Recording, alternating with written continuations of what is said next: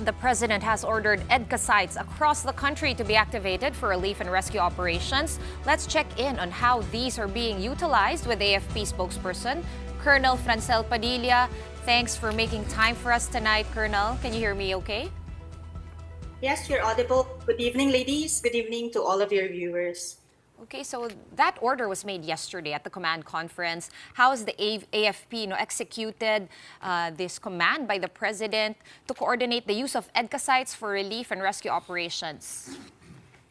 Yes, foremost, the Armed Forces of the Philippines has taken immediate action to address the needs of affected communities through our search and rescue of efforts and the delivery of essential relief assistance in areas heavily impacted by the storm. The AFP has already coordinated with our U.S. counterparts to bolster our ongoing humanitarian assistance and disaster response operations. In fact, U.S. aircrafts will be deployed to the Philippines, and these assets will be housed at our Enhanced Defense Cooperation Agreement sites, which are strategically located nationwide to support timely and effective response. When are we expecting them to arrive, the air assets from the United States? Come again? When are we expecting the air assets from the U.S. to arrive, Colonel? There's no set date yet, as of course we are also looking at the conditions, whether it's flyable at this point in time. Meron pa tayong mga issues in terms of how we would be able to ferry in terms of doing this by air because hindi pa nga flyable yung ating situation. But as tomorrow, ang sabi ng Pag-asa, lalabas naman na itong bagyo, we were looking at having our aircrafts be able to fly as well. So ang priority naman natin dito will be our internal assets from the Philippine Air Force foremost. The U.S. has pledged aircraft, or does that include U.S. Armed Forces as well? There is still no information as to there will be more troops coming in. As of this time, in terms of the EDCA sites, the coordinations will be for the aircraft, of course, with their pilots and crew on board. And then, Colonel, if do we anticipate utilizing all 9 EDCA sites or just a few, because the storm is mostly concentrated, or at least battered the regions up north and to the east? That will be depending on our higher headquarters, higher agencies to coordinate. Ito kasing mga ito, ang mangyayari dito, there will be diplomatic clearance for them to use this EDCA sites for their aircrafts to fly. So whatever it is that's going to be coordinated in higher government agencies, then the Armed Forces of the Philippines will support accordingly, as these EDCA sites are inside AFP caps. Colonel, bukod dun sa pag-host ng air assets of the United States, how do you expect for these EDCA sites to be used? What are the other roles that they could play in the relief and rescue efforts? Yes, ang EDCA sites natin are multi-role facilities. They can be fisherman shelters, they can be logistical hubs. So dito pwede natin i-house yung mga relief goods and dito rin nga, other than of course the equipment that will be used for search and rescue, and pwede rin siyang command and control center accordingly. So multi-role ang use nitong EDCA sites natin, and whatever purpose that it may serve for HADR operations, gagamitin natin siya accordingly. Okay, Colonel, nabanggit nyo nga na internal assets ang priority. I just want to clarify, yung sa EDCA sites, is it more leaning towards, at least with the order of the President, is that leaning more towards airlifting and air assets? Because we understand from different interviews that the AFP has already been playing a big part in rescue and relief operations in different areas na nababaha right now and kahapon.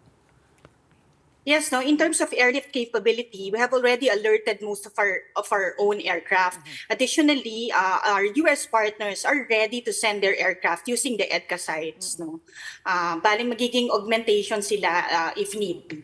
Pero yung mga ground assets natin, paano po ninyo dinedeploy to different areas? Because in every area, there's always, like you see the big 6x6 truck, I think you call it, as well as a lot of mga sundalo na umiikot sa mga bahang lugar at nagre-rescue ng mga tao, naghahatid ng relief, etc.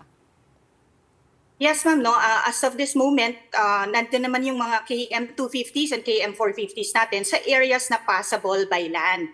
Ang lahat ng rubber boats din natin, pinul na natin, no, from different areas na hindi masyadong apektado para magamit natin siya dito sa most afflicted areas. So, lahat naman po ng ating disaster relief units from the Air Force, the Army, and the Navy are now mobilized, no? And nakafocus na po sila dito sa most afflicted areas natin. Meron po bang mga nag-pledge na magdadala ng relief goods dyan po sa mga EDCA sites po natin? Sa ngayon, ma'am, wala kung actual data on kung meron ng pledges. But for the side of the AFP, naka-ready na po itong ating EDCA sites for all of these operations for relief that will ensue in the coming days. Previous to the command of the President, what was the situation like? Hindi po ba parang ready naman talaga ang AFP bases natin for these kinds of operations? Or is it only now that we're opening the doors for the multi-ops that you're talking about? Dagdagan ko lang, no, Gretch? Kasi nung una, di ba, Colonel, nung pinopromote yung EDCA sites, yung nagdagdag ng EDCA sites to the original 4 sites, I believe, one of the key things, no, that's being mentioned all the time is gagamitin ito for disaster response, interoperability, also for disaster response. So we're just curious kung ano na ba yung nagawa or improvements that have been made into these AFP bases, I think 9 all over the country, that will actually help. Kasi hindi kami nakakapasok sa loob. Totoo. Oo. So anong meron dun sa loob na nagawa? Kasi yun yung usapan, di ba? Dapat yung US magbe-build ng improvements to help facilitate more efficient disaster relief. So, ang sabi ko nga kanina, no, multi-role itong mga EDCA sites na ito. So, kung ano po yung pwedeng magamit with these facilities, yun po yung magiging purpose niya. For this HADR, magagamit na siya, no, for command and control facility for as of this time. So, naka-ready na rin siya, no, for to house itong mga relief goods if need be, pag nagdatingan na po, no, marami siyang pwedeng paggamitan as it is multi-role nga. So ngayon, logistical hub ang pinaka-focus ng use niya as of this time. First time po yan o matagal nang ganyan?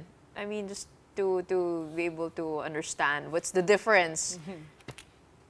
Since it is multi-role, kung ano po yung magiging purpose niya as the need arises, yun po yung magiging role ng sites na yon. So during balikatan exercises, no, nagiging hub siya, no, ng lagayan ng mga gamit nga nitong ating mga allied forces that are coming in. So their equipment, housing of troops, and all those things. No? So for HADR, logistical hub siya, command and control center, and pwede nga siyang magamit for itong pag-process natin, itong mga relief goods, and of course, paglagayan ng mga equipment for search and rescue operations. And then just very quickly, Colonel, talking about allied forces, have any other countries offered help aside from the U.S.? Yes, no, meron tayo pong existing na exercises that are ongoing, which is exercise kasangga. So ito pong mga countries that are involved in this, specifically po yung Australia, has already offered their help. No? So may mga tropa po sila dito, tumutulong na rin sila ngayon sa ating disaster and relief operations. All right, Very good to hear.